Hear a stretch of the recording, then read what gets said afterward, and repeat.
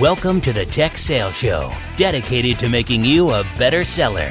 Recorded 4,827 miles across the Atlantic Ocean with Bobby Das from Houston, Texas, a father, husband, golfer, pilot, and tech seller. And Brian Evans, an expat in London, England, family man, 2X Ironman, and an ERP salesman. Both sharing tried and true sales strategies and providing free tools to make each week and campaign easier for you. They also answer your questions weekly. Now, here is Bobby and Brian. Hey, Bobby. What's up, Brian? Well, we got a great new series that we're starting on. It's all about sales productivity. But before we get into it, we've got some interesting metrics and a little bit of a rebrand that we're going to talk about. So first, on the metrics front, I think everyone that listens to the series, the episodes, know that we are all about different tools.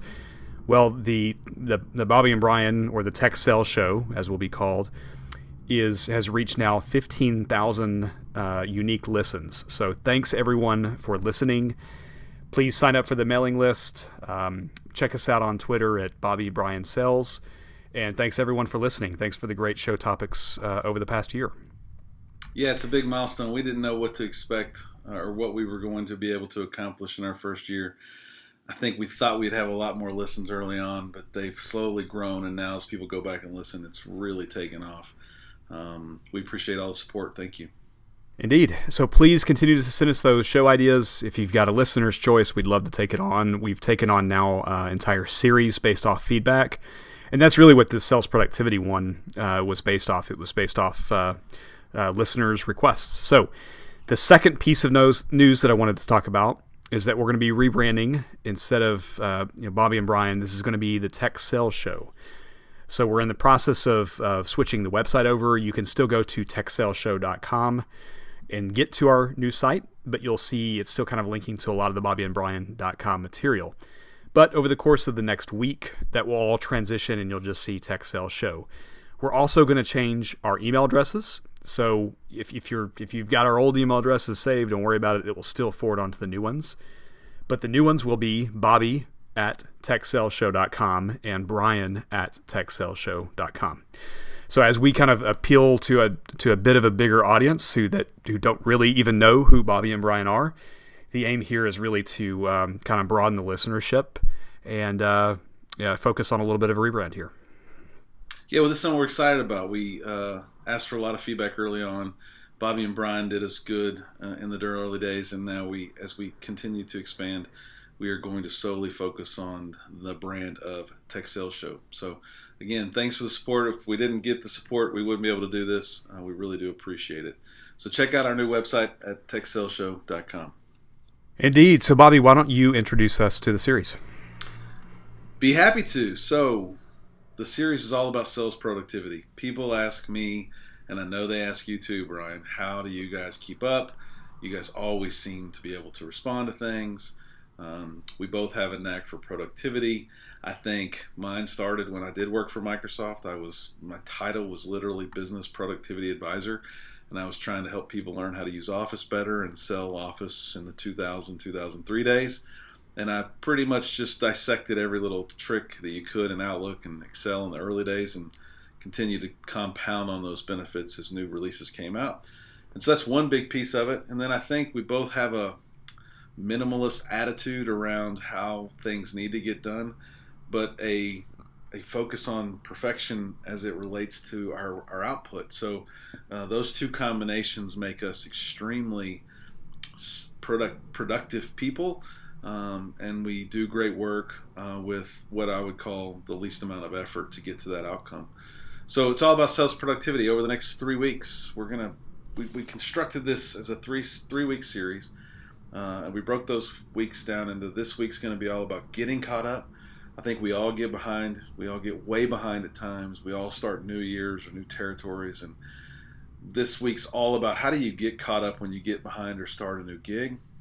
Next week is going to be all about keeping up, and then we're going to wrap up the series with an episode called Winning the Day. And if you can get to a point where you can win each day, I think it'll free you up, and hopefully you won't get so far behind that you can't get caught up again in the future.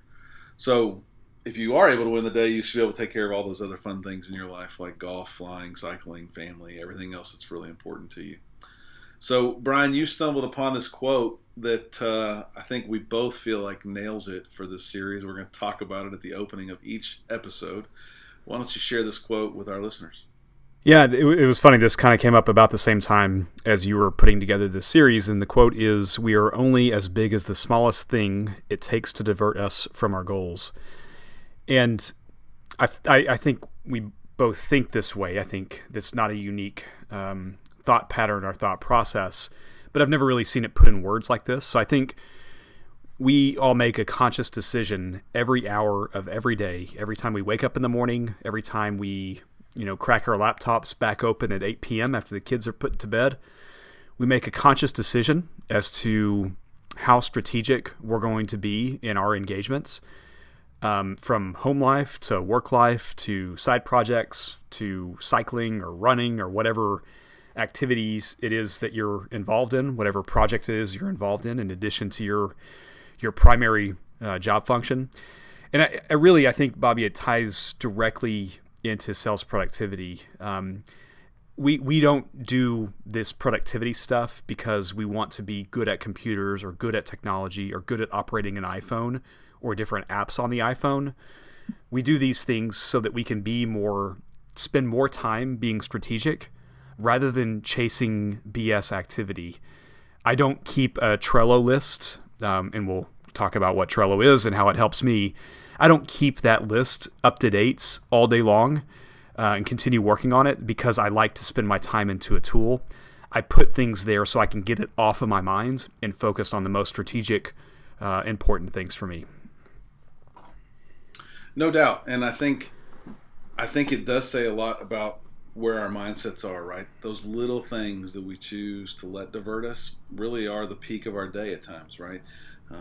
How we get distracted by a Facebook post or an instant message via Snapchat or whatever those things Politics. Sure. Politics. A little TV in the hallway right now might really derail you if you're watching any of the news broadcasts. But we got to make sure that those things aren't getting the better of us and distracting us throughout the day. So let's talk about how we get caught up. We broke this section down into 3 parts as well, and we want to talk about how we get caught up. Now, this is 2 guys who have a lot of experience and are type A, and we are focused on the big rocks, but we make mistakes. Don't think that we're perfect in any sense. And if you have feedback, please share those in the comments for today's podcast or shoot us a note as well. But it's all about clearing out the noise, creating a schedule, and then picking the big rocks. So if you think about this, getting caught up, you're either way behind or you are starting a new territory or starting a new gig, and you got to fix these 3 things. First, again, clearing out the noise, creating a schedule, and picking the big rocks. So let's start with clearing out the noise. If you've ever been at a point where you've just had so much email in your inbox you just couldn't keep up, it seems daunting. Brian, literally, how many emails do you have in your inbox for work, your workday account right now? How many emails? I have probably 20 emails, and those, I'd say 75% of those have arrived from Friday night to Sunday.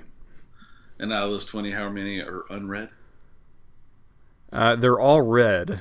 I would say 25% of them haven't really been focused on. Like I've seen it come across, I've kind of scanned it, but there's kind of action that I need to take that I haven't exactly thought through yet. Yeah, so like my biggest pet peeve when people ask me for my help, and I love to help, so if you want me to help, I'm happy to help. But I walk up and they got 20,000 emails in their inbox or 1,000 unread items in their inbox. They can't possibly be doing a good job. And it's kind of one of those situations where I think about they're trying to solve for everything but not getting any of the work really done. And they're asking for help for a process or something that's going to solve all that. You can't leave things unread. You can't leave things unfocused. Now, what people will always say, Brian, is they say, it's just a bunch of junk. It's not important. So the first tip that I would have for you to clear out the noise is stop getting those emails that aren't important, right? I mean, Outlook by itself will create rules so that they're deleted. You can unsubscribe to things. a little jab at my wife that I don't ever do. She has been subscribed to 1 million subscripted emails since we've been married, and email's been a real thing.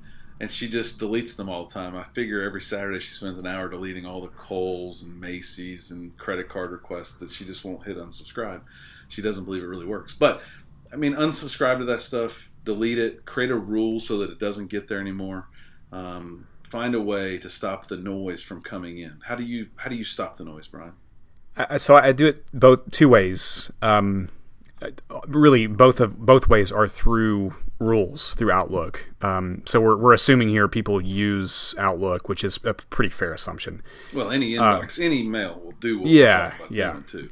Right. So I started probably a decade ago setting up my personal email. So what I used to hate was waking up on a Tuesday morning and having 15 emails, like you said, like the Macy's, but instead it was some cycling, toolkit or some reminder about something that I didn't need to see. It stressed me out in the morning. It's hard to even explain. I just don't like seeing unread junk messages in my inbox when I wake up in the morning. So what I would do is I'd leave them there, and then when I got to the point in my day where I could focus on my personal stuff, whether that was in the morning or in the evening, I set up rules. Well, at first I made the decision, should you just unsubscribe to this altogether? But some of this stuff I'd want to look at on a random Saturday morning. I'd want to have a look at it, right? So I have a folder that I call bulk, and I divert all the email that is not necessary for me to act on immediately. And I'm to the point now to where I don't see a single email in my personal inbox unless it was directed to me, unless it was something that I specifically want to see in my inbox. And the same is true on the work front too. We all have these, mail serve lists or, posting things, conversation threads, announcements, all good stuff, all important stuff that I eventually need to get to or I need to scan. But that stuff does not need to be showing up in my Outlook inbox. That stuff needs to be into a folder for a designated time that I can actually focus on it. That way my focus and effort is on specific items that are important to me, that now I can actually decide what's the most important strategic thing I can be focused on. Love it. And we'll talk about some batching tips and tricks in episodes 2 and 3, but it's very important that you find a way to batch that work that's not meaningful at a different time. So if you attack your inbox, and I often tell people, and they cringe when I say this, but they're never going to look at those 1,000 unread items anyway, is to create a folder called Old Inbox, select all, move it over, and forget about it. The important stuff will come back. If you think that you were going to follow up on that stuff anyway, you'd be surprised. So start a new inbox and find a way that you're going to clear out the noise in your inbox. And then figure out, I think the next thing, as you relate to the productivity tool that you're using, like Outlook or Gmail or whatever, that you figure out how you're going to keep up with your to-dos. So Brian and I both do things a little bit differently when it comes to to-dos, but it is the next thing that we're probably all keeping track of, that we need a system or a mechanism to keep track of those. So while I do some on paper, I got a pad next to me that are my short-term to-dos, or things I want to knock out today in the next 3, 4, 5, 6 hours. And then all my electronic stuff is in a program that we both use called Trello. It's a website. That's TRELLO.com, Trello. And it's a great tool. It's really a listing tool. We use it for a number of different things. In my current job, I know me and Brian use it to keep track of all the things we're keeping up with. I use it for my flight school. I have a bunch of different boards, as they call it. And it's my electronic to-do list and my priority list for a lot of things. We also keep ideas. Anything you could keep a list on, Trello's a great tool for that. Any other tips and tricks you have around to-dos? Yeah. I have one more I'll share after yours. Yeah, Trello's great. I live on Trello. I think I do something similar to you. When I've got like a focus session where I need to get 3 or 4 things done in a block period of time, I'll close Trello and then have like a notepad open up on my desktop of those 3 or 4 things. Because sometimes as that to-do list grows, it can get a little bit overwhelming, and I just want to see those 2 or 3 things. So very similar to you writing them down and having it in a list next to you. That's what I'll do. I'll have like a little notepad on my desktop to where I'll post to that. Trello also has a really good integration with Outlook. So both on my personal email and on my phone Outlook. There's a little plug-in, and within 2 clicks, whether I'm in an unread message or some sort of action item in my inbox, I can create an item in Trello as a reminder. It also can be on the iPhone, and I'm sure the same is true on the Android devices. If I'm in Twitter or if I'm reading an article on Chrome, I can save that article in Trello as well. So it kind of serves as a way to aggregate different things that are interesting to me on different boards. Like you said, I've got a personal board, I've got a work board, I've got a Texel show board. I've got all that somewhat organized in Trello. Yeah, the only other thing I do is use Outlook for work-specific, Dell EMC-specific stuff. So if I get an email that requires action, I'm pretty quick to flag that with a to-do, meaning a due date, and a reminder if necessary. And then I file that away to clean up my inbox. Again, I think this is all about clearing up the noise. So if I keep reading the same email over and think, oh my God, I got to action that, oh my God, I got to action that, you really are eating serious cycles out of your day. And while we think of that as maybe just 30 seconds, if you do that 30 seconds 10 times a day, that's going to add up to be quite a bit of time. So the only thing that I'd caution you against is random note taking. We talked about both having a notepad or an electronic note up. But if you have more than one place you're taking those notes, you're probably in trouble. And I see it a lot with people where they've got 2 notebooks, or they use a buck slip of some sort for one list of things, and they've got another notebook for another list of things. And I've seen people with multiple file folders, and they just got this bag exploding with stuff. Man, people, you're never going to address all that stuff, and you're never going to accomplish the ultimate goal, and that's getting caught up and staying caught up. Yeah, and we'll talk about staying caught up. We'll talk about some ways that you can prevent from having to carry all that stuff. We'll talk about some tactics we use to kind of stay on top of things. Because you're right, and it's not terrible too. Like sometimes I'll become desensitized with a to-do list. Like it won't be as valuable. So Trello's one of these tools. If you search, there's Todoist. There's 1,000 of these tools in the iOS store that also have a thick client for your desktop.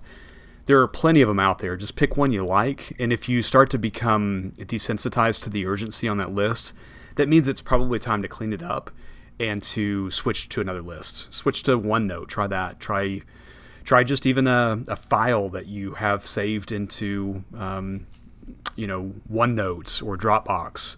A little text file there that keeps your to-do list together. But it's fine to keep, I'd really suggest keeping it fresh. If you get tired of using Trello after a year, switch it out. Yeah, and part of the to-do list is that things don't seem as important in 7 days as they did today. And I like striking those off. It's pretty powerful to know I thought this thing, whatever this thing was important. And in 6 or 7 days, see it and go, man, I don't even know why I need to do that, and just delete it and move on. That's not necessarily a bad thing to do because you will clear up the noise. So the next part of this episode is about creating the schedule. So as salespeople, I think we've talked about it in previous episodes, but we have kind of a fiscal year, a fiscal quarter, a month, a week, a day. And that's pretty much how we break down our lives as salespeople. We've talked a lot about the year and the quarter. Let's talk about quarter and inside of that from the last little bit of this section. So, Brian, what is your schedule, your mindset as it relates to your working life and the noise and keeping up with all that noise? Yeah, so I joke with my son. My son's 13, and he's kind of at that age now to where he can sleep in until 10 o'clock on a Saturday morning now. So I joke with him that an animal that wakes up at 5:45 in the morning is hard to kill. And of course, I'm talking about me, although it took him a few guesses to figure out which animal I was talking about. But I think there's a lot of power. I think we've talked about it before. I liked Jordan Peterson reading. I think Ryan Holiday is big into this too. I think getting up early in the morning, getting the day started early is really important to me. And I have shifted my workout schedule a bit to where I'm not doing as much working out in the morning, partially that because I'm living in England now and it's a little bit more difficult on the schedule that I'm at here. But I'm all about, Bobby, getting up, getting the day started very early in the morning. Yeah, so just recently, I've changed where I am getting up really early. My wife and I are getting up at 4 a.m. now and running 3 days a week at least. And we do. I find that very exciting now. I used to dread thinking about that, but to get up at 4, to run 2.5 miles, get back. We're back by 5 a.m. every day, start my coffee pot, drink some water, and go to coffee. I've got 3 strong hours before the day for the rest of the world even probably gets warmed up, and get a lot of stuff done. I think it's key that you create that schedule, though. Like, what are these days going to look like? Even when I'm not getting up to run, I'm definitely up by 5:30, 6 o'clock at the very latest, to see the family off and to start my day. And so by doing that, of course, my nights aren't what they used to be when I was a young, early sales rep. I'd stay up till midnight and then sleep till just in time to get showered into that first meeting. I don't think I was near as productive as I was. I don't think I was near as productive in those days as I am today, and that's something to reflect on. But then it is the week of kind of what my days feel like, kind of what my work schedule is going to be. I've kind of got some personal maximums on extracurricular activities for work, meaning how many happy hours, how many dinners, how many of those partner events am I going to go to? I think those things each of us have to think about as part of our schedule to make sure that we don't overdo it and then start to fall behind. As we mentioned, both of us exercise. Brian probably 10x what I do. But I fly planes, I do things at the golf course, and have my outside curricular activities that I am going to participate in. And right now, like it or not, for the real world work that I'm doing, I pick up my son from school most days at 2 o'clock as well. And then I have to work that into my work schedule so that I can get the other things done once I drop him off at his practice, so that I can get the other work things done that I'm committed to getting done from 3 to 6 o'clock. But that's my schedule. And if you create that, then you have the boundaries by which you're able to get your work done and then not be behind and falling behind. Any things other than that, Brian, that are unique to your schedule that you could share with the listeners? Yeah, I think so. Talked about getting up at 5:45, whether that's, sometimes if I've got a big workout in the morning, I'll get up a bit earlier than that. Not 4. 4 is strong, man. That's really good. But I did start to notice this on Strava over the past couple of months, seeing your Strava 4 a.m. runs. It's really sharp. I love it. It's really good. You're always the first one to like it. Yeah. So I'd say so for me, 5:45, I do my Bible study. I like to read so I'm really into these books, and I'll share a couple of these kind of tech books. They're not like business books. They're Bad Blood, which is about Theranos, the company that founded the blood testing device, or Conspiracy, kind of the downtake of Gawker Media. So I try to find non-business related books or non kind of industry related books that can kind of change my mindset a little bit. It sounds strange, but it helps kind of diversify my thoughts a little bit. And I don't want to always be focused on what I'm on what I do for my job. I need a little bit of diversity of thought. It helps make me more creative, I think, because I'm not instinctually creative like that. So I usually read a chapter or two, and then I can still be at it working at 6:30, 7 o'clock worst case. I have my kale smoothie, and I'm the same way as you, Bobby. It's important for me to take my daughter to cheerleading or gymnastics, depending on what day of the week it is, to take my son to tennis. I want to be involved in their lives. I want them to remember me taking them to their sporting events. It's really important to me. It's not as important to me to take clients to happy hour or to join my team at happy hour. And I think I'm to the point to where I'm okay saying that and feeling that way. It's just my evenings are my personal time, and I invest a ton of time in work. And we talk about it all the time. The laptop a lot of times gets cracked back open at 8 p.m. at nights, from 8 to 10. So I'm certainly not shortchanging the company, but I need that time from 4 or 5 till 8 o'clock to spend time with the kids and the wife. And we all grew up in a different way. So if you're listening to this and you don't have kids, you're probably going to do more happy hours. And if you're trying to chase a big job, you're probably going to do a lot more extracurricular activities. I think the message here when we say create the schedule is that you need to create the schedule and stick to it. Don't do things that are out of bounds of that schedule. So if you catch yourself doing too many things that are out of line with the schedule that you created, understand you're probably going to fall behind. And that's what we're talking about here, staying productive in your jobs. So let's move on to part 3, which is picking the big rocks. So we've kind of stopped the noise. We've kind of created our schedule that we're going to stick to, and now we're picking the big rocks. So many of you may have heard the story, but I'll run through it one more time. There's a great video out there. You can search it on YouTube or your favorite video device. And it's a big glass container. A professor goes through the story, and he pours a bunch of sand into this container and says, how much more will fit? And, of course, nothing else really will fit. You definitely can't put a 4-inch rock in this big container when it's full of sand. So dumps out all the sand, starts putting in some big rocks, asks, is the jar full? A bunch of people in the audience say, no, you can put more in it. So he puts a bunch of little rocks in it. And then he puts the sand in it, shakes it to where the sand settles, and then he asks if it's full. A bunch of people say yes, and he pulls out a pitcher of water and pours the water into that. And that water and that sand represent all the little things that we get distracted by, that get our attention, that we get totally immersed in at times. Facebook, Twitter feeds, the news we were just talking about, all the little things that aren't important. And if you do fill up your jar first with all that stuff, like the sand example, you're never going to be able to take time to focus on those big rocks. So think really and truly, what are your big rocks? Put those in your to-do list, put those in your schedule first, and let the little things come as they may. So what are your big rocks? What are my big rocks? I think they're going to change throughout your career. I don't think we can give you a bunch of advice on what those are. But if you're in sales, probably going to be customers, probably going to be pipeline, probably going to be revenue, some of those things.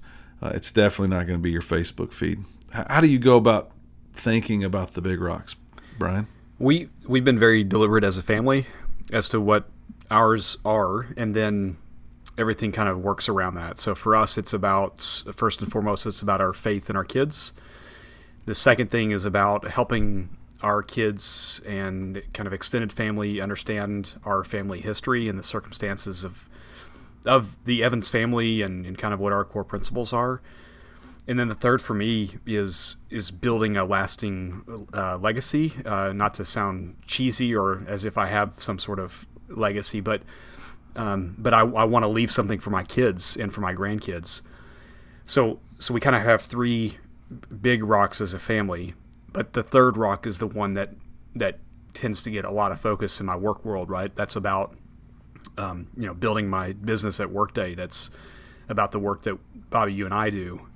Those are important things to me, and I don't let things get in the way of that. I don't let kind of the noise get in the way of that. I'm certainly, fitness and exercise are fun for me. I deeply enjoy that stuff. That stuff, though, makes me more healthy for those 3 big rocks for me. So fitness is kind of really an enabler for the things that I hold really dear in life. How about you? Yeah, I think it's definitely family first. I definitely think that work has always been right up there close to that, and has fallen definitely into a second, third spot today. It's maybe legacy, but it's more along the lines of, I think I gave up some of my kids' time early on for work, and now it's all about fixing that as my kids are kind of moving on. My daughter going to college, my son in high school. That I'm doing everything. I'm going to sacrifice a lot to make sure I have that time with them, because you just can't get that back. And if you got really young kids, you'll never get it back, people. I know it's something we all hear, but you'll never get it back. And so I really focus first on family, second probably on work, and then third it would be extracurricular activities like my golf and my other things that I'm passionate about. But those would always come second to family and the work that I can do that will give me the ability to do those other things. So I think that what's funny is I used to say a lot that I was working to do things with my family, but what I was doing was not spending any time with my family. I was just working all the time. Now I truly work only to spend time with my family or to be able to accomplish things for my family, take big trips, whatever else. If that's not providing a means to that, then I don't need to work. I could stay home with my family. So obviously we're all going to be at different points in our lives, but that's the way I think of those three tiers today. And what I think I'm pretty good at is we're really working on important stuff. And this we'll probably talk about a lot over the next 2 weeks as well, but it's so, pun intended here, it's so important to focus on the important and not the urgent. I see almost everyone around me that thinks they're extremely valuable or extremely busy focusing on urgent things that just aren't going to move the needle, right? It's comical that I see them working on little small tasks or making time for all these happy hours and building these relationships that can't impact their careers. And if I had one thing I'd say about the big rocks is make sure that your rocks are important rocks and not just urgent rocks. How many times, Brian, do you see someone get distracted by something that's urgent? It may be in that moment, may be seeming very important, but it's just urgent, and miss out on the opportunity to do something that really could have been a game changer. Yeah, and maybe even worse, how about sacrificing principles for people that won't mean anything to you long term? Is it participating in that gossip that doesn't improve your life, doesn't help solve any of those rocks that are important to you, but you just feel like, well, I got to be part of this, or I got to feel like I agree with this. I agree, Bobby, on multiple levels. Yeah, so focus on important things, and those vary for sure, but I would also say then review those big rocks or important things on an ongoing basis. It doesn't have to be daily, it doesn't have to be weekly, but check in. Are you achieving the goals you want? So I can say mine have changed. My life plans changed a lot in the last 20 years, but I definitely think building wealth was something that was on that list probably 10 years ago. And maybe I accomplished some of that allows me to do other things, but that's no longer the primary goal. The primary goal is to just make enough to where I don't have to sacrifice the time with my family. So that's just one small example that might change for each of you. And maybe changes your big rocks as well. Anything else on big rocks before we move on? No, that was good. I think I'd love to hear from the listeners. What drives you? We've had some great interviews. I think the ones that stand out are really Phil. I think probably had the greatest one. Who's kind of the people leader at SHI. Talked a lot about what drives him from work. So we'd love to hear from the listeners. What's important to you? What drives you to the schedules that you hold? Yeah, don't hesitate to share tools, tips, tricks, other ways that you both get caught up, create a schedule, and pick your big rocks and stay focused on those big rocks as well. So key takeaways for today: find a way to clear out the noise, unsubscribe, hit delete. I don't think we talked about delete, but it is okay to delete email. I know people are so scared to do it, but you can delete the email. Create a schedule, stick to that schedule. Make sure you find out when you're out of bounds on that schedule and if it's becoming a habit or not. And then pick the big rocks. Make sure they're important, not just urgent, and make sure you're reviewing those big rocks on a weekly basis. Not weekly, maybe monthly, but make sure you're reviewing those big rocks. So next week we'll talk about keeping up. Anything else, Brian? No, love it. So as always, average sucks. Average is the enemy. Share the podcast with a friend or family member. As always, thanks for listening. Thanks, everyone. Thanks for listening to the Tech Sales Show with Bobby and Brian. Subscribe to their email list by going to bobbyandbrian.com and follow them on Twitter @BobbyBrianSales.